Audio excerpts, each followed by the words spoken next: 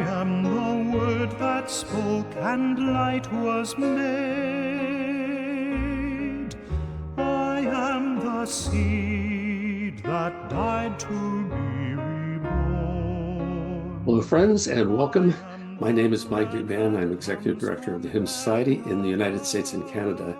And today I have the distinct pleasure of having a conversation with Jan Michael Joncas, who is a Roman Catholic priest of the Archdiocese of St. Paul-Minneapolis. He was ordained in 1980. He carried out some pastoral responsibilities, but I think most of his career has actually been in education. He was a professor of theology and Catholic studies at the University of St. Thomas, where he is still an artist in residence and does some teaching and consulting and research. He's also a prolific author, 6 books, more than 250 articles, and more than 300 published works of liturgical music. So he has been a busy guy over the course of his career. And full disclosure, I've known Michael since we were in graduate school together back in the 1970s at the University of Notre Dame. And we could see then, the promise that he held for the life of the church and for the good of people everywhere. So it's great to talk to you, Michael. Thanks. Welcome. Ditto. Thank you so much. I like to start by asking about your early life and how, what kinds of influences were there that led you to be interested in church and music and ministry. So could you talk a little bit about that? Sure. I probably should just start with a family. I am the eldest of 8. And that means, of course, that I helped to raise the younger children in the family, and singing and music was always a part of it.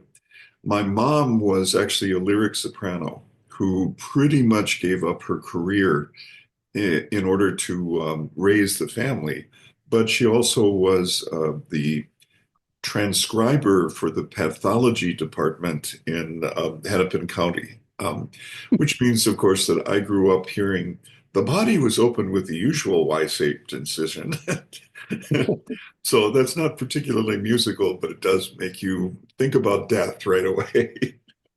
My dad, in contrast, was someone who's involved in all sorts of TV work. He worked during his career at 4 different places, television studios, and then ended up his career at the University of Minnesota teaching technical theater.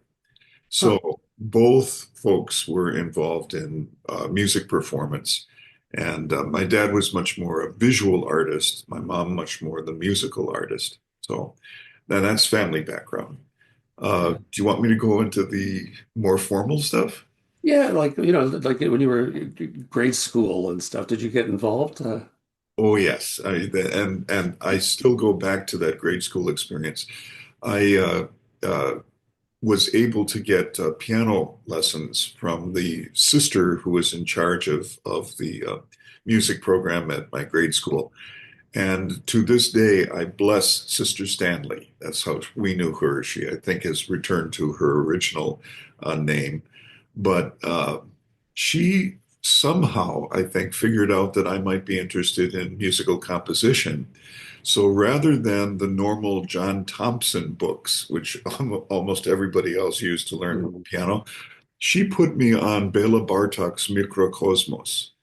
So from very early on, I was learning modal harmonies, what were considered very adventurous rhythms, and a real love for, as Bartok did, for folk music that had its own ethos.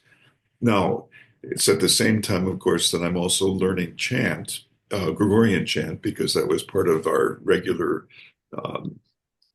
métier, I suppose, for celebrating Mass. And the third big influence was Joseph Gelano. We were already starting to use, prior to the Second Vatican Council, English translations of psalmody, and so got a whole new way of engaging this material. So that was grade school. Wow. Did you like sing in choir or play Oh instruments? yeah. Well, how shall we put this? Because my mom was so wonderful in singing at home, she actually was kind of a vocal teacher. So as I started to make sounds, she would just, well, it doesn't have to sound like that. You could try this instead. And that then led me into singing at school as well. Yeah. Oh, cool. And so how did you get into like church music specifically? Yeah, okay. Well, two different ways. One was because I was part of the parochial school program. We would, on occasion, simply go over to church when a funeral was happening because we had a very standard set of chants that we sang for funerals. And it got me out of the early morning classes in order to be able to do the funeral singing. And then I got a good relationship with the choir director in the church proper, and he let me haunt the gallery where all of the singing was being done. I had a boy soprano voice, but the that really didn't blend very well with the other voices, so I didn't do a lot of singing in that area, but I did with the rest of the kids back in the funeral choir. Uh-huh. How cool. And I mean, you went on to be highly educated in music and theology, and I guess I'm wondering, what kind of training you had beyond that, formal training as you started Now, this is one of the reasons why I feel so inadequate. I know what a real training formally in music is, and I never had that. I lived next door, or our family lived next door to the principal hornist for the Minnesota Orchestra. And he let me haunt his library, which meant that by the end of grade school, certainly by middle high school, I'd kind of worked my way through what would be the standard history books, theory, orchestration, all of those things. And it was just fun for me more than anything formal. But I'm still always afraid that I'm not really following the harmonic structures that I'm supposed to be following. Oh, look, he has parallel fifths. Why is he using a parallel fifth? That's really wrong. And of course, to. that was Bartok. So, Uh-huh. yeah, yeah, That's pretty cool. yeah. And when you went to university, what did you do there?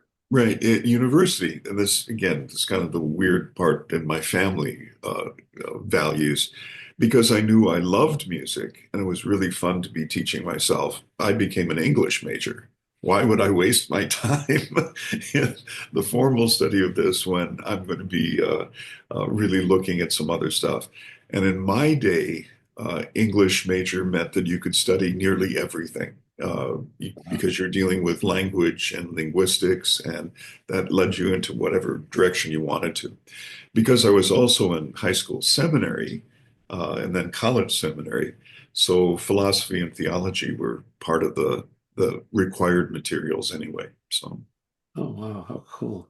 I know you worked for a little while as a parish music director, mhm. um, sort of between college seminary and theology, right? Yes, yeah.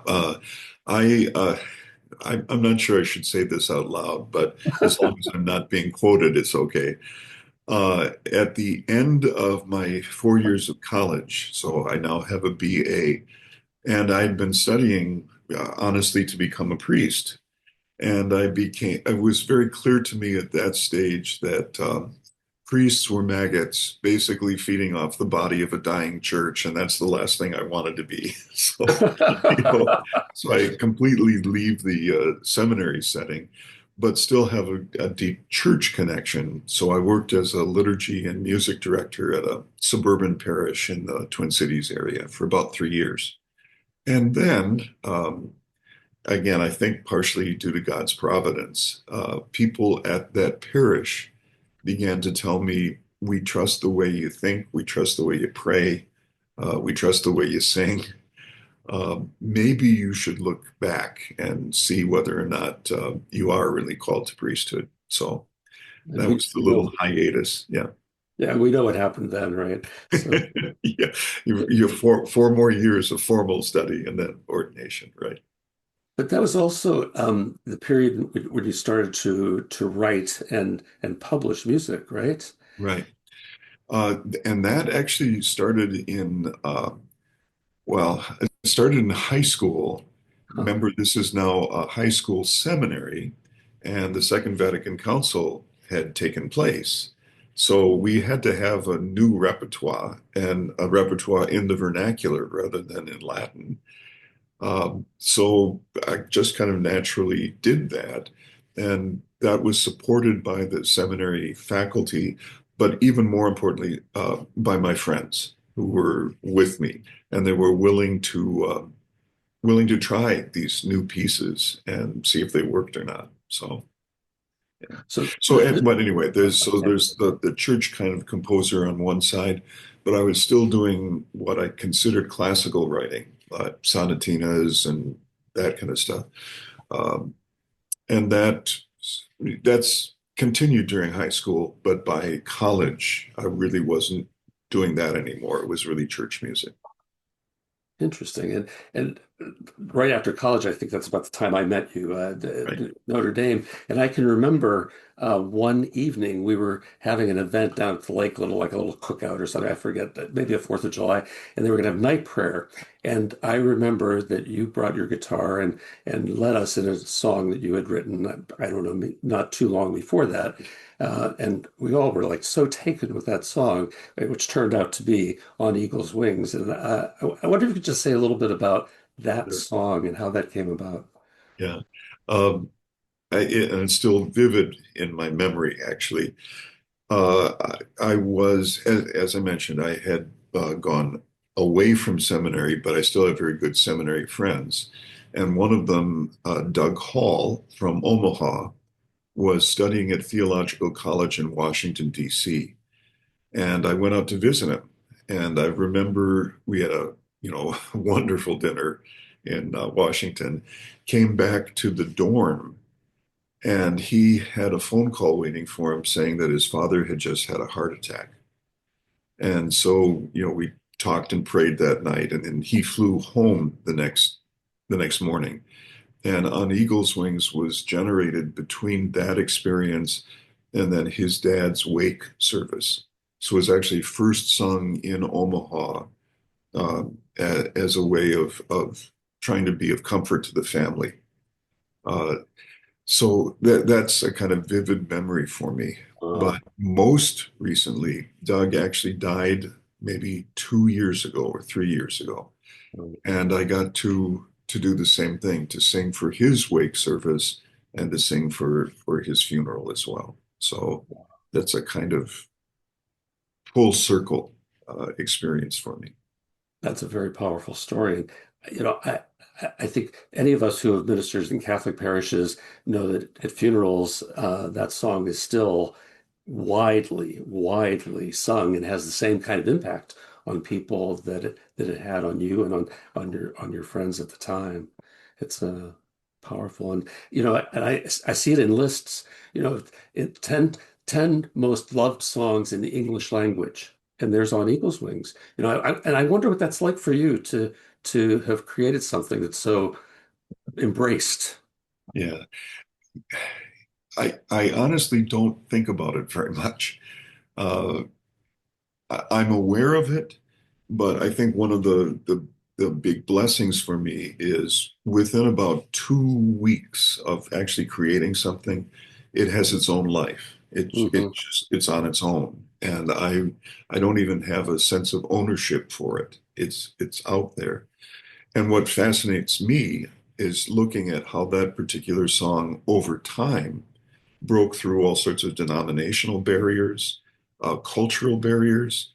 I discover things like the Air Force Chapel, right? Uses that Hmm. as almost a theme song. Some Native American communities have picked it up. I think the real breakthrough moving beyond the Catholic ambit happened at the memorial services for the Oklahoma bombings, if you remember those. Wow, of And I'm course. not sure of this because I don't think I've ever met her but I believe the wife of the governor in Oklahoma at that point for the memorial service asked that this piece be used. And then that moved way beyond Catholicism. Can I do one more kind of braggy thing? Sure, of course. Because this is where it really shifts for me. English language, yes, but then it started to operate in other languages too. Uh-huh. And I was watching RAI, the public TV and radio for Italy, and they were broadcasting Luciano Pavarotti's funeral mass. And as communion was happening, and the choir was singing a lovely piece by Cherubini. It's lovely. And then the soprano begins to sing Su ali d'aquila, on the wings of the eagle, Yeah. and it was sung. It was my song, but sung in Italian at Pavarotti's funeral. And I'm thinking to myself, you've just had a real composer, Cherubini. What am I doing there? Yeah. So yeah, Yeah.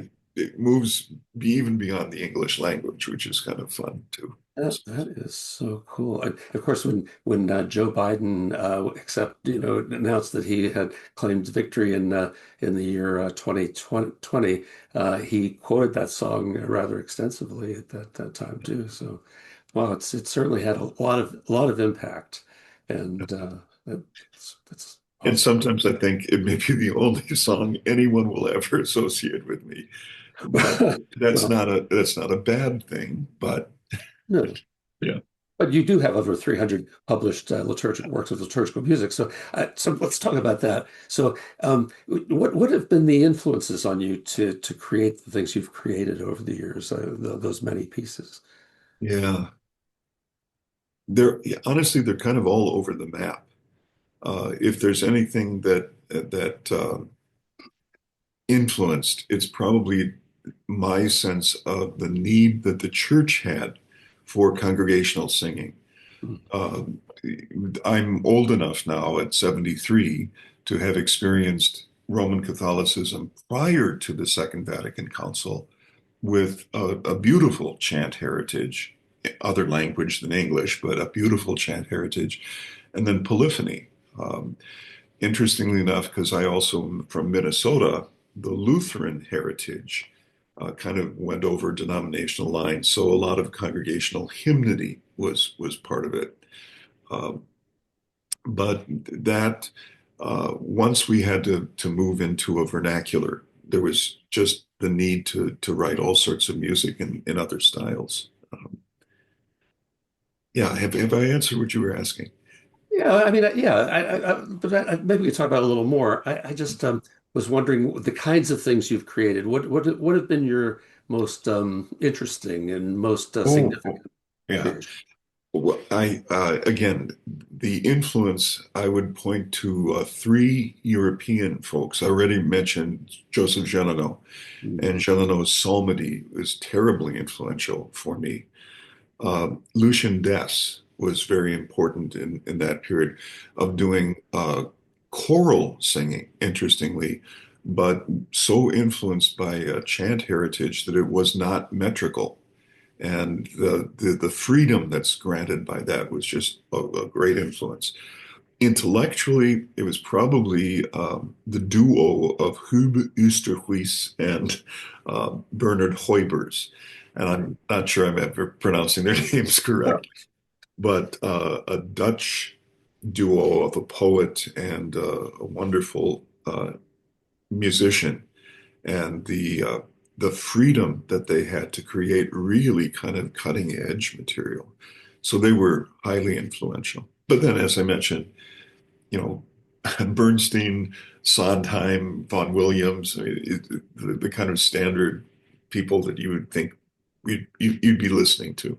Britten, to hear Benjamin Britten's material. Wow. You know.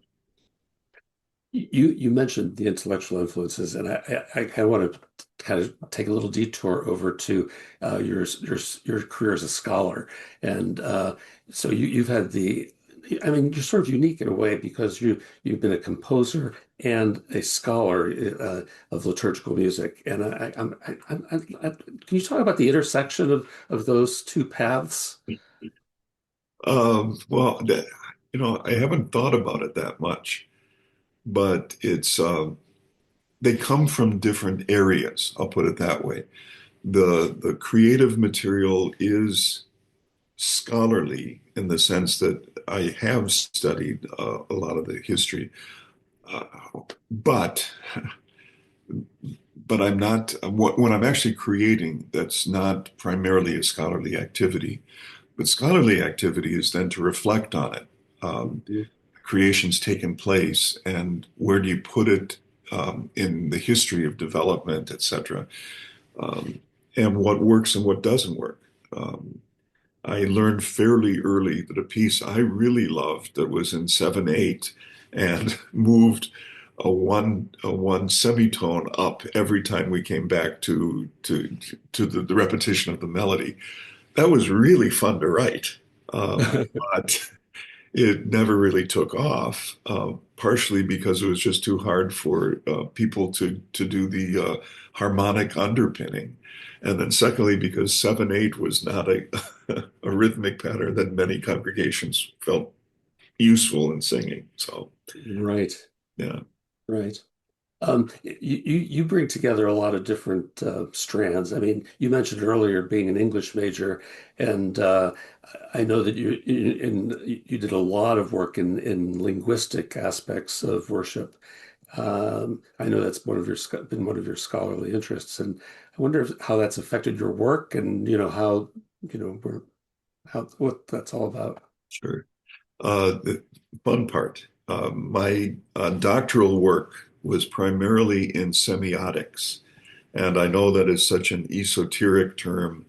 Uh, the best way I can say it is semiotics it's not semantics. In other words, you don't ask what this means or what this sign system means or points to, but how does meaning appear? And that scholarly work then was applied to nearly everything I worked on. Um, yeah, hmm. Right. So my doctoral work was on the Eucharistic prayer and its vocal performance. Um, and that was a lot of fun to explore historically and then raise some systematic questions about it too. So, And then you've written some mass settings that included sung Eucharistic prayers, and yeah. so th how did you apply your scholarly work to those compositions? Oh, right. That is so interesting. Well, actually, if I can tell you a story about Please. the doctoral defense that I did. So I had three wonderful professors from Sant Anselmo in Rome, and one of them, Bonifacio Baroffio, magnificent musicologist. And in the middle of the doctoral defense, he said, "Yes, it's wonderful that you've done all of this work on the Eucharistic prayer and its vocal performance, but nobody ever sings a Eucharistic prayer." Right? So, so what are you actually working about? And it was wonderful because he raised the pastoral question. Sure, I can see how a musical setting of this particular liturgical structure can enhance and adorn it and bring about a kind of a meaning event. But unless we have priests that are willing to sing and not necessarily croon, but sing, Mhm. you get the idea, right? So he was really asking for or posing for me the question of what pastoral use is this study? Uh, and I'm still not sure. I know I tend to do a fair amount of singing myself when chanting the prayer, but other prayers as well. So, Yeah. yeah. Well, I want to go back to composition. And in a lot of these interviews, I've talked to people who've written texts and people who've written tunes. And of course, you've written both. And I'm wondering about the relationship between text and tune in your work. And starting with, So do you usually start with the text, or you usually start with a tune, or is there what? How does that all work? Yeah, I almost always start with text. Uh, that's I probably because it's so liturgically oriented, and the texts are simply given. A Kyrie eleison is not really going to change textually, and that's a foundational thing. There are a few cases in which tunes came forward, but almost always starting with text. I can give you one very concrete thing. Um, when the pandemic hit, I woke up at 3 in the morning one evening, with a single line and music with it. And the line was, "The way ahead is dark and difficult to see." Normally, it takes me weeks to write a piece. Mhm. This piece was actually generated between 3 in the morning and 10 in the morning. Wow. So, Shelter Me is the song that came from it. And it's one of the very few where it was text and tune all happening at the same time. Wow. You also mentioned earlier that your mother's work had sort of put you in touch with death, and you published a book a few years back on your own experience with coming close to death, Yeah. and I wondered how that's influenced your writing for composing and writing for the church. Uh-huh. I'll think about that for a second. Okay, I'm sorry. Um, Sorry to spring that on you, but it occurred to no, me when you talked about death earlier. yeah, that's a very good, very well. I'm going to jump back to personal history for a second. Yeah. Uh, I mentioned that I was the eldest of eight. There are only seven of us living now, and my sister died many, many years ago, decades ago, around age 21. And her life, in the sense that she was the fourth of us. So I watched her growing up and watched as she had some very severe neurological problems. Um, and then eventually she had successfully moved into adulthood. She was living on her own. She had friends. And then just one morning, as far as we could tell, had a kind of brain explosion. The neurons were just going. That stopped her heart.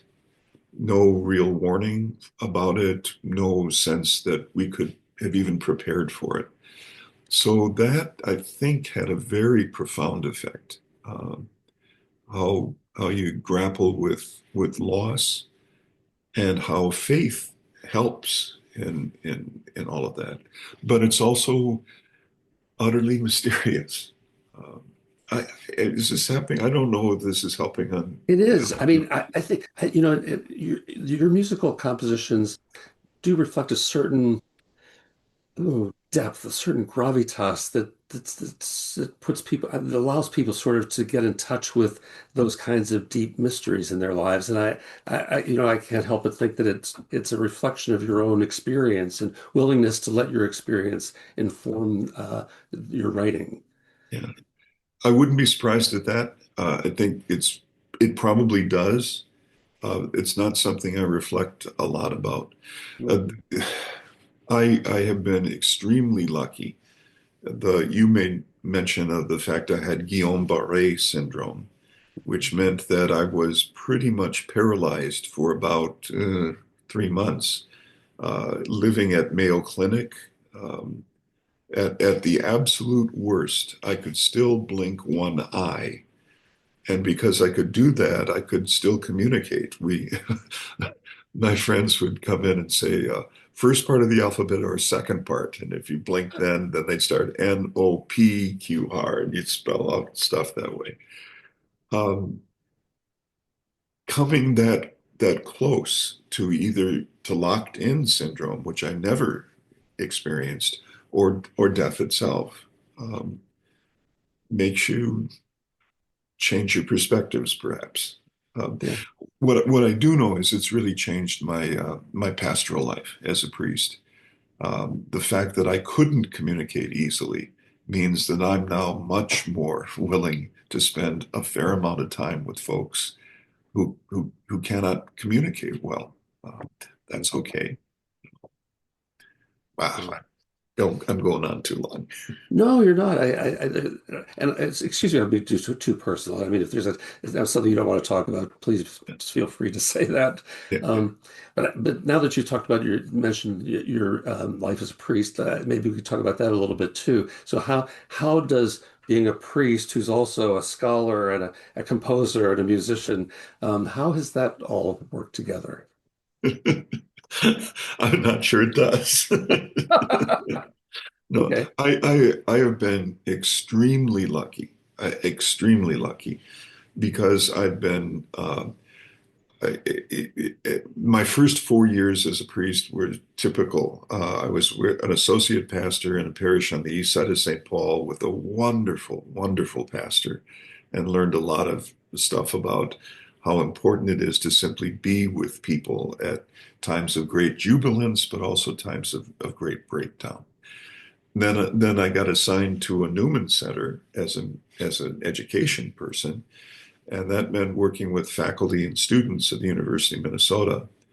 And then they sent me off for doctoral studies. And as you mentioned, I think almost all of my formal priesthood has been teaching at the University of St. Thomas.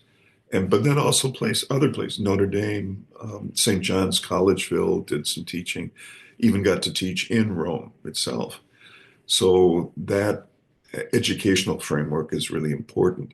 But it's unlike many of my priest colleagues who have been pastors and therefore responsible for things like the furnace going out and how do you handle that material. And I've never really had to do that. I've been a typical academic. But now in retirement, yes, I get to go to many different parishes around the Archdiocese and get a sense of the church's life there. Yeah. Yeah. Are you doing any music stuff in your retirement?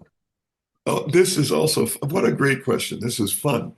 I was absolutely sure I was done in doing any kind of church composition because I set for myself a really big project to set all of the responsorial psalms in a Gelano style, but not using his pattern where you'd have a whole note. I'd actually notate the way it was supposed to be sung, because so many of the people that I heard singing Gelano really couldn't handle that style of notation.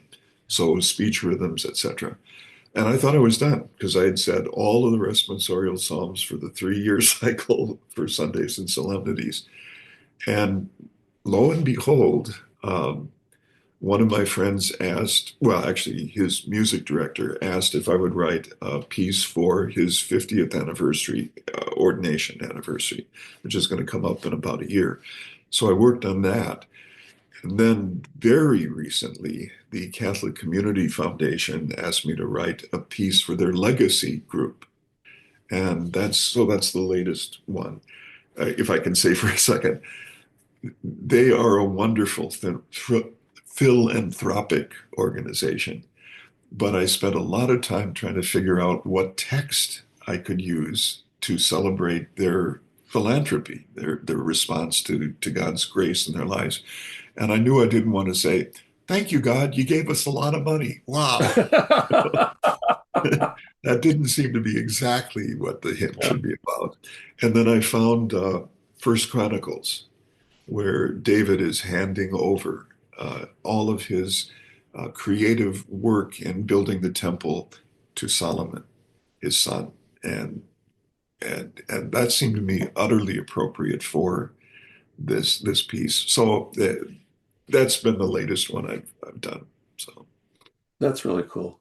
yeah. Well, I want to switch over to talk a little bit about the Hymn Society and your involvement. And can you say a little bit about how what you've what you've done with the Hymn Society? Sure. The most work, honestly, has been the privilege of working with the editors and putting out material in the hymn. Mm. But personally, the engagement in a magnificent ecumenical outreach, uh, that's really been fun to see that the constraints I have as part of a liturgical tradition can really be enriched by a more free church tradition, by other cultures. For example, to in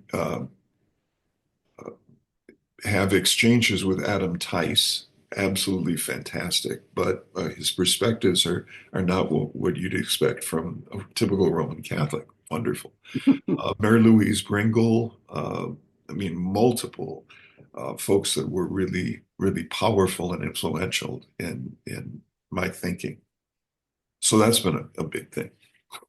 Well, I think it's cool too that I mean you've also been an influence on all of them too. I mean the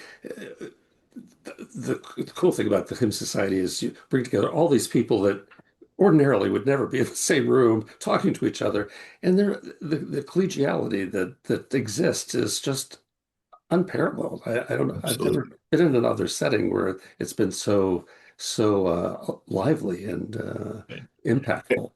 And again, the contrast for me as an academic, where many times academic interchanges are so ego-driven, it's Right. just painful. And this is not. These are people who are in love with something much bigger than themselves, and frankly, just want to share what a blessing it's been. So yeah, it's quite different than like a typical academic convention conversation. Cool.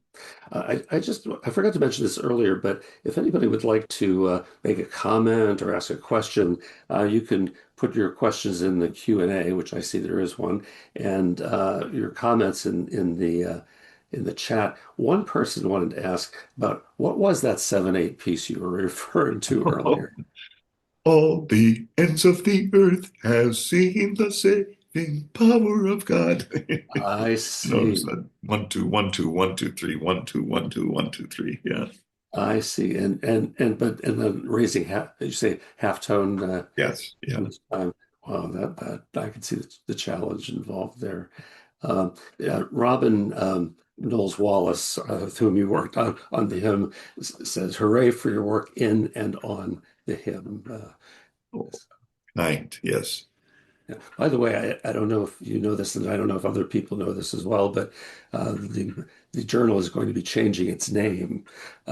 Effective 1st of January, it will become Journal of Congregational Song. Uh, Oh, to sort of absolutely. Yeah. broaden the scope and also reflect more what's going on.